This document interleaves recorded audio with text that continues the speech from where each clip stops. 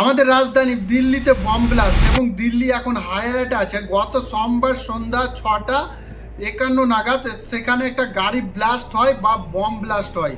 তোমার যেটা ঘটনা সূত্রে গভর্নমেন্ট বলছে সন্ত্রাসী হামলা বলে বিবেচনা করা হয়েছে এবং সেখানে 13 জন মতো মারা যায় এবং অনেকজন তোমার আহত হয়।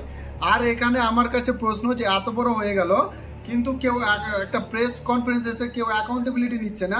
আর আমাদের যে পিএম আছে প্রধানমন্ত্রী, সে ভুটান যাচ্ছে।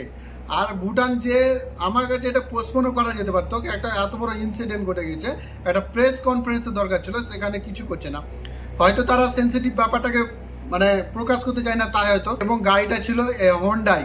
কিন্তু তার মধ্যে আর একটা ঘটনা হয়েছিল তার একদিন আগে, জম্মু অ্যান্ড কাশ্মীর পুলিশকে অসংখ্য ধন্যবাদ। তারা কি করে, 2 ডাক্তারকে ধরে তোমার ফায়দাবাদ এবং তোমার সাহারানপুরে। তাদের কাছে 2900 কেজি মতন এক্সপ্লয়েড ছিল। ডাক্তারের নাম ডক্টর উমর মোহাম্মদ এবং ডক্টর জয় মোহাম্মদ।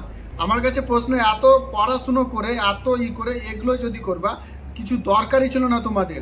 আর আমার কাছে আরেকটা প্রশ্ন যে মিডিয়া, আমাদের দেশের মিডিয়াকে প্লিজ দেখো না, তারা এখন সার্কাসের মতন ব্যবহার করছে। এই সিচুয়েশনে তোমার এত ক্রিটিক্যাল অবস্থা, সেখানেও তারা সার্কাস আইকনিক অ্যাক্টর তাকে মেরে ফেলে দিয়েছে। ফলো করো।